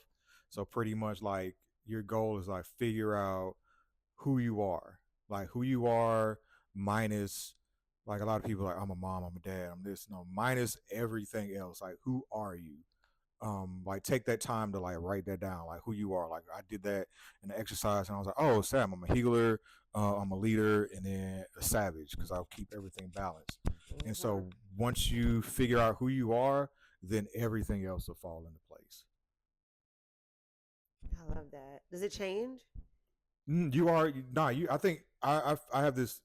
I feel like you get like before you come to Earth, you get an assignment. Like you literally it's like you get a I don't know, it's just in how I kind of view things. You get a card, it's your assignment, it's who you are, it's what your assignment is while you're on Earth. And then, you kind of look up at God or the creator, whoever you believe to, and be like, damn, really this one, can I trade it? You're like, nope. And it slaps you on the ass and like, good luck, homie. And you pop up, bam, whatever you are, whether you're a man, woman, a bird, like whatever your assignment is. That's So your assignment was leadership, yeah, healing, yeah. and savagery. Is Yeah, that a because word, savagery? I mean, and it made more sense when I looked up like what my life path number was, What's your which life is path it's a number? one. Like when I looked Forgot at that, I mine. was all like, oh shit! It literally, like at almost every stage of my you know development upbringing, I've been a leader. So it's like, so I was like, oh shit, okay, all right, that's what I'm here for. Okay. Okay. I thought I knew who I was. I'm gonna go. I'm gonna go talk to myself today after this Yeah, and and I get don't some more use all answers. like I just take bits and pieces from like I don't like the thing I do subscribe to is like I do believe in God and Jesus, came down and took the on for everybody because like and that kind of ties into my army service because when we went to war like we were ready to die for each other. It didn't matter who you were, who you prayed to, what you believed in, like what color you were, it didn't matter none of that. Like when shit hit the fan, like we was in that thing together. So it's like for me to have like a kind of a guide and that keeps me balanced of like, oh, Jesus was like in the trap. He was like a social. He was, being around people that a lot of other people didn't want to be around and like, kind of teaching them and just how to live not a perfect life, but a righteous life that you can live with and like you're helping others. So kind of like that's one thing I roll with. But like I play around, like I know stuff about like astrology and numerology, little stuff here and there that I learned that I kind of a la carte my life. But yeah. Okay. Okay. All right. What's the meaning of life? And then we're done. Oh, the shit. The meaning of life is to live, like literally, just live. Like, don't let like fear or anything or like bad like experiences stop you from living. I saw a lot of people like, oh, I've been through this or I've been through that, and this is why I'm not gonna do it. Or a lot. I see a lot of people like, I know I deal with a lot of mental health stuff, and they're like, oh, because I'm like a borderline personality disorder. Or they really live in mental health or their addiction. It's like, no, go out and live, learn new things, experience new things, talk to different people, be around different people. I think that was a kind of close it up. That was the reason why I was like, well, one, two, I used to move around a lot, but then I got to a point where, damn, I've got Atlanta, like United States, figured out. Like it's gotten too easy, and I don't want to like deal with a lot of things that's going to take me to run the rat race in Atlanta. So I was like, all right, let me make them even more of a challenge for myself. Move to a country I know only Dora the Explorer level of Spanish. I gotta like figure everything out as I go. So that's just I'm just living. Okay. I had so many thoughts, then they all crashed. And they all left. Does that make sense? Yeah, it happens. It happens. It'll make sense. It'll make sense later. There we go. No, it makes sense now. Yeah. I wanted to say more stuff, but it doesn't matter because we listen.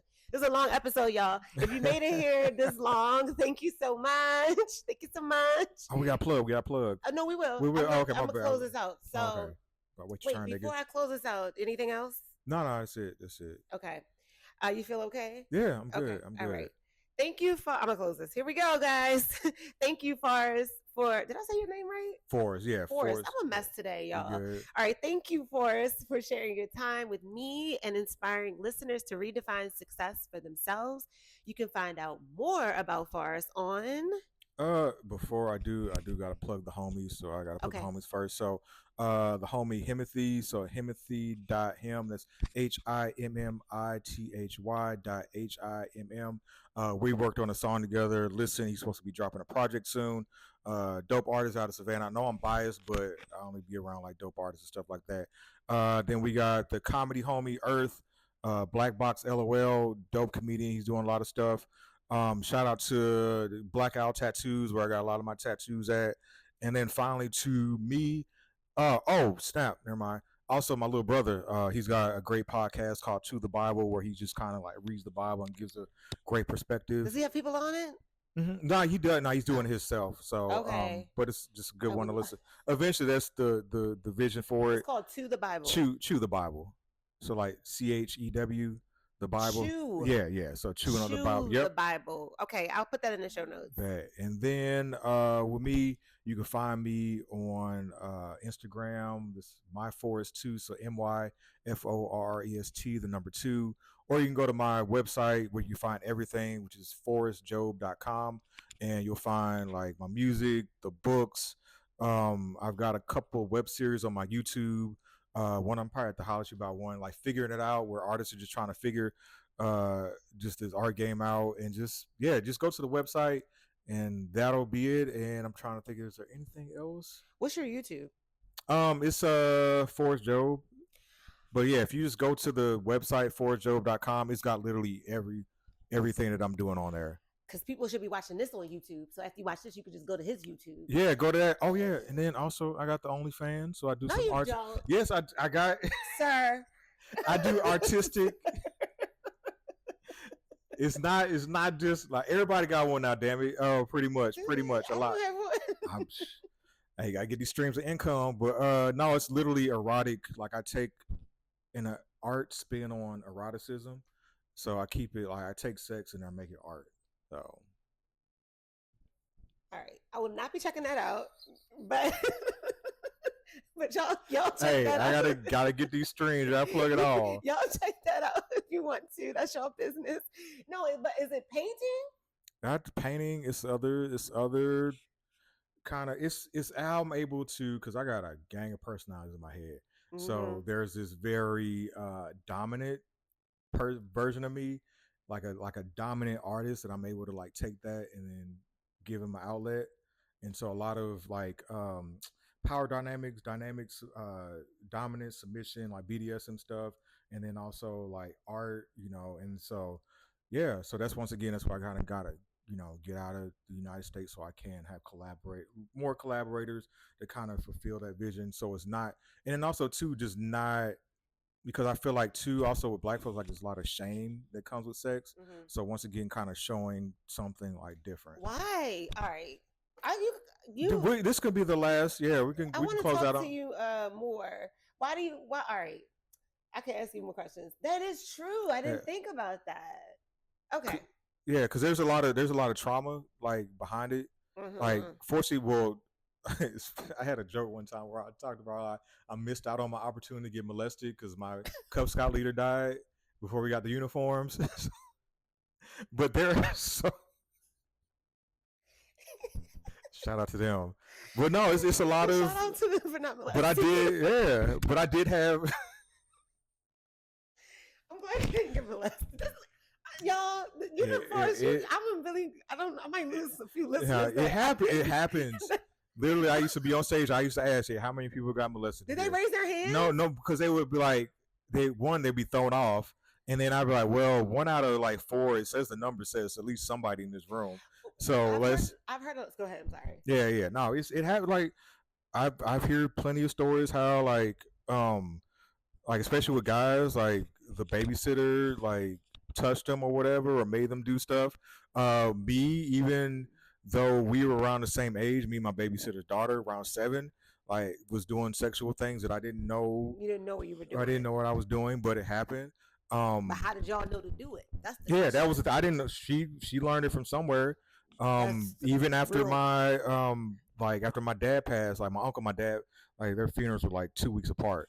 And so like I talked to my cousin, she was like, "Hey, yo, your uncle, he was touching on me," but she forgave him, and it was like it's a lot of trauma rooted in the. It's crazy because like the first movie I ever remember seeing, I was too young for it, but The Color Purple. So like so it's like you got sex and trauma together. So there's times where even when like I've been with women and they had got raped before, what we did trigger them, and they're like, all right, going through a moment, and it's like, okay, fortunately enough, I have the wherewithal and training to be like, all right, we can stop, and then what do you need in this moment? Like, do you need somebody to listen to? Do you need to like, it's like once again putting the horny aside, like, but like, what do you need in this moment? Like, it's like to kind of listen, and it's a lot. It's a lot of, even I learned a lot about myself. Like, it wasn't sexual trauma, but I went through physical abuse through in the hands of discipline. So kind of I learned a lot about myself, why I don't like being touched in certain situations and stuff like that. So it's like it takes you once you get more in tune your body, then you're allowed to like have a freedom in like a lot of times like even when women shut down, like I'm thinking like what the fuck. Like, what's going on here? So I feel like we need to have those conversations to kind of learn each other and learn ourselves because like you think about it, I know I came up school like the 80s, like even when we had the sex talk, it was boys over here, girls over there. I ain't know shit about a woman's period until I started like living with a woman. Like my mom, I ain't know about her. I ain't know about her mood swings. I ain't know about her hormones. I ain't know about birth control. It's like all these things that I had to learn that affects like even as I'm like even after 40, like you learn like even for men, like I didn't learn about freaking erectile dysfunction until I was working at a damn stressful ass job, and then all that stress, I'm like, it affects my sexual performance. So it's just a lot of things that you learn along the way. That like I'd love to talk about Levy on when I did do it on stage, but I learned to do it other ways. Talk about what? Talk about sex like on stage and even the trauma and stuff like that, and then even with the OnlyFans, like I've seen like other forms. There's this cool poly couple, and so they kind of do things like with others. And I'm like, oh snap, because I had a. That's why I kind of when I was listening to the Diddy stuff, I was like, oh snap, Sorry, you can't be. You can't be. I was like, oh, you're gonna get me canceled, and I don't even have. I know. I'll say with that, I'm like, you can't be Diddy. No, you can't. You can't. You want to start a prison? You have to. You gotta be aware of your vices, and you gotta make sure everything is consensual, above board. Make sure you're not trafficking nobody, but at the same time, you need to be aware of once again like who you are and what you like. I think to your point, knowing what you like and knowing will keep you out of trouble because if you keep it don't let it control you and let it get out of control and keep it not confined, that's not the right word, but you keep a hold on it will keep you out of trouble.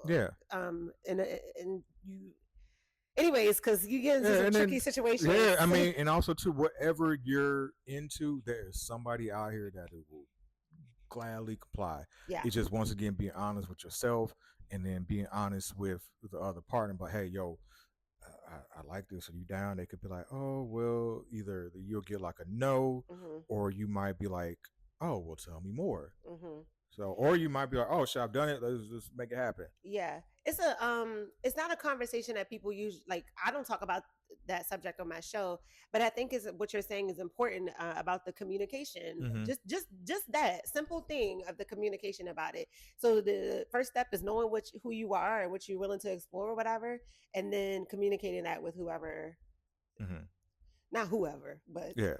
I have a quick question about OnlyFans. Do you, if you have an OnlyFans account, like you put content on OnlyFans, can you see the other OnlyFans stuff for free? No, no, no. You still gotta pay. You still gotta pay for the other. So okay, so the Yeah. poly couple you're watching, you pay. Nah, they're fortunate. Man, like we got so much access to porn now, but nah, they're on Twitter. So it's I think they're in South Africa. It's a white couple. You watch them on Twitter? Yeah, so it's a lot of Twitter is very. It's if I like if I would have had access to this stuff when I was a teenager, I probably would have never left the room. But and that's the scary thing. Yeah. They're talking about how young men are having erectile dysfunction because they have access to porn. Yeah, because you don't like my brain is developed enough to be like, all right, I know what's going on, and I know that hey, I don't need to be on here for like hours on end. But yeah, but it's cool. It's cool seeing them, and I'm seeing more of like black couples engage in this a different way of living, because it's been like for the longest, and that was a lot of my issues in my relationships is what I thought I had to be monogamous, but I am not. I think I brought it up before. I'm not a monogamous person. Like half of me, I'm like monogamish. I could do a lot of monogamous stuff.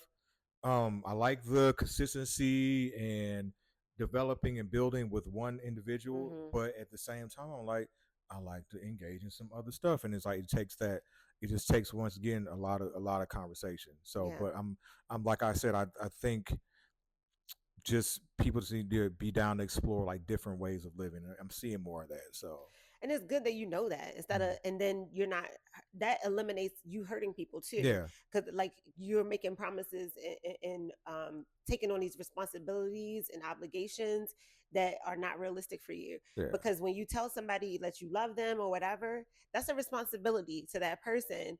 And if you're not being transparent, then everybody loses, you know. Yeah. So I love that, like knowing that for yourself. So when you go into situations, you can tell that person what you can give them. So that's my question. There we go. I got a question now. So what? Because I see on every freaking app, pretty much, I see women is monogamy, monogamy, monogamy. It's all like, and I'm like, do you even know that they're different types? So what are you? What is your like? Are you a monogamous person? Yeah. So you're 100%. Like, what's your sign? I'm a Cancer. Cancer. Oh, my dad was a Cancer. I'm a Scorpio rising. Okay. And a Pisces moon. So I'm a lot of water. Gotcha. Yeah, mine is. I just learned this because somebody told me.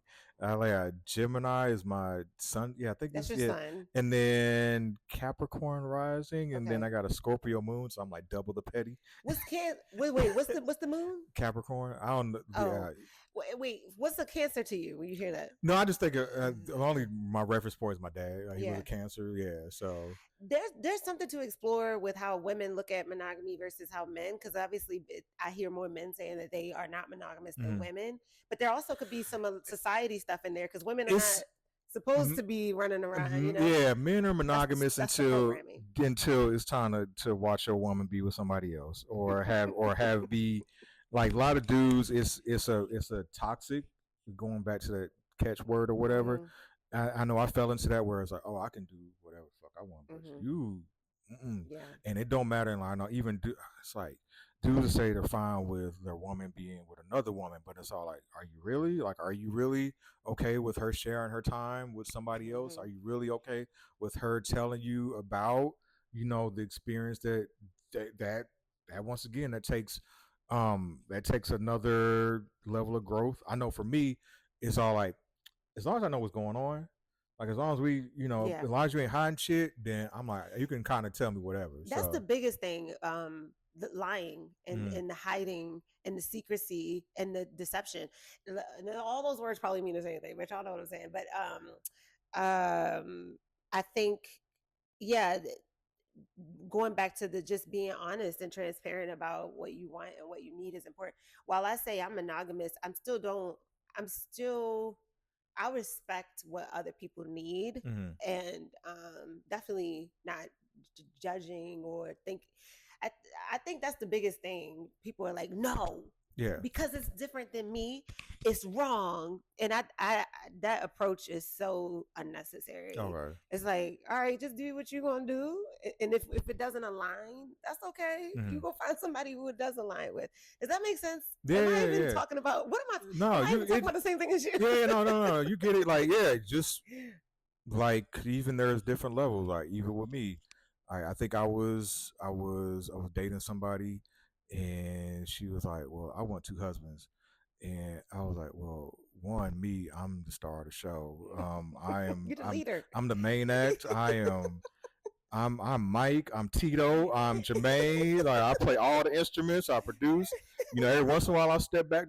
Play bass because I don't want to take on all. But then I was like, hold on. You can barely satisfy one nigga. So how to? Let's start. Can we Listen, like? That's the thing. Is like, is everything. Even with that, I'm like, are you taking care of home first, and then once we get that, then we can.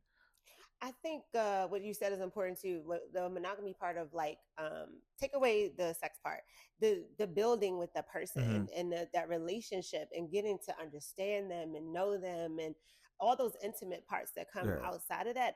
That's a lot of work, Yeah. and I couldn't imagine doing that with more Because than I one can't. Yeah. person. Well, then too, it's like, but then also I kind of look at it as sometimes I may not be able to give you everything that you Right. might need or want or desire, and it's like, all right, as long as there's like a hey, what do you get from this other situation? Like, Mm-hmm. what is the role that this person? Because like as we like even relationships as we get older, like I'm not like it'd be stupid to like if you had a male friend of like years or whatever. I'd be like it'd be kind of controlling, but hey, you gotta get rid of that nigga. Now, if you're in a relationship, you're like, all right, I'm choosing to kind of cut things back, and as long as like there's respectful and we know like the roles we play and stuff like that, it's just once again it's that sneaky shit that I don't fucking And that roll and with. oh, that's what I was trying to say earlier. Y'all lost my train of thought. I am not my brain is foggy today. But that goes for anything. Yeah, It's not just everything's not about sex. Like if that's all your relationships are, those are not relationships. Like you yeah, know what I mean? Those are not real intimate relation. That's not something that I would want to be involved in. But anyway, that's not the point.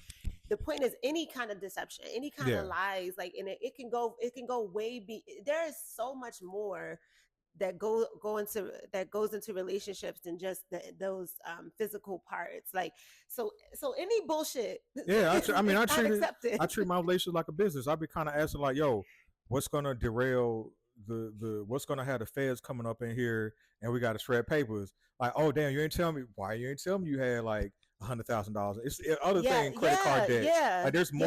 more. Like, there's these other parts of like, oh, you could have told me like you had this, or oh, what about the fact that even in communication, like, how did you see your parents communicate? It's Hmm. these all these other parts Yeah, of a relationship, but once again, it takes time of being with somebody and getting to know each other. It's yeah. like a lot of that stuff people are like afraid they shy away from, but it's all at some point it's gonna come up. It's definitely going to come up. But depending, especially if y'all trying to build together and build these lives together, Hmm. all of those conversations are important. I'm not saying like day one, Yeah, but but don't go on the first date like I got $100,000 debt. yeah, All right, relax. yeah, I don't know you like yeah. that, but but those yeah those all that's what I was saying earlier about deception and lies and stuff. There's more than just cheating. There's so much that can go wrong in a relationship then rip it apart. So it's just way sex is like the I don't know, not the easiest conversation. It's important, but it's not the only thing that can mess up Yeah. your relationship. So Yeah, it's very. I like talking about the more because vulnerability is like the highest form of intimacy. mm, Like that, those are the kind of those conversations that you get under the layers that like, okay, damn, that's making me desire you even more, and mhm. then that makes the physical intimacy like even better. Right. That's Uh, why. Well, anyways, that's why I like monogamy because you could just pour into that person and it just keeps evolving. And I don't have capacity for to do that with multiple people. That's too much. It's whatever. It's whatever. I feel like I'm trying to sell it, but no, I'm not selling it. Nah, No, it's and no. I I'm just totally kind of yeah. No, respecting. it's more of yeah. You got the capacity. What you got the capacity for, but I kind of even kind of have people like look at it from like more of a wider lens, Mm. like than just because people think just monogamy, but then like people don't know about the other types of monogamy. Then also people think like relational not monogamy, but at the same time, like I'm still sharing you with. I gotta share you with my job, your job. I gotta share you with your work. That's I true. gotta share you with like all these other things. So I may not you like you may not be cheating on me with another person, but you could be cheating on me with like your time and stuff like that. So I think when I think of monogamy too, I kind of throw it all into and stuff like that. So versus because what's the difference between me being with another woman versus me playing Madden for hours on air? Like it's kind of almost the same. It's Well, similar. There's the physical here. There's other things, but still it's that time piece. But yeah, yeah, I see what you're saying. I didn't think about it like that. No, there is a sharing that goes along with any relationship, but yeah, no, you will always have to share your partner with their other obligations and other things that fulfill them. mm-hmm. That's important. I would want my partner to have purpose and be, Yeah, have. I don't want to be all you got. yeah. No. You need to have a life. That's too much. That's too much weight. Like nah. You better have a life. Don't be. No, that's important. Yeah. We good? Yeah. We All right. good. Well, We I hope you good. have fun on your journey. Cool. All right, let me finish. I'm gonna close this out for real, y'all. It's been a long time. All right, here we go. Are we closing out, y'all? Finally. Thank you, listeners, for tuning in. Again, I ask that you subscribe to the U Plus Happy YouTube channel. It really does help. Like and share the episode, and you can follow me on Instagram at U Plus Happy. And finally, I ask the guests to say the tagline is long, which is, will you do it? Yeah. Okay, I looked over and you were like, we'll show you our definition of success if you show us yours. Hold on. I gotta say. Yeah, but you got it.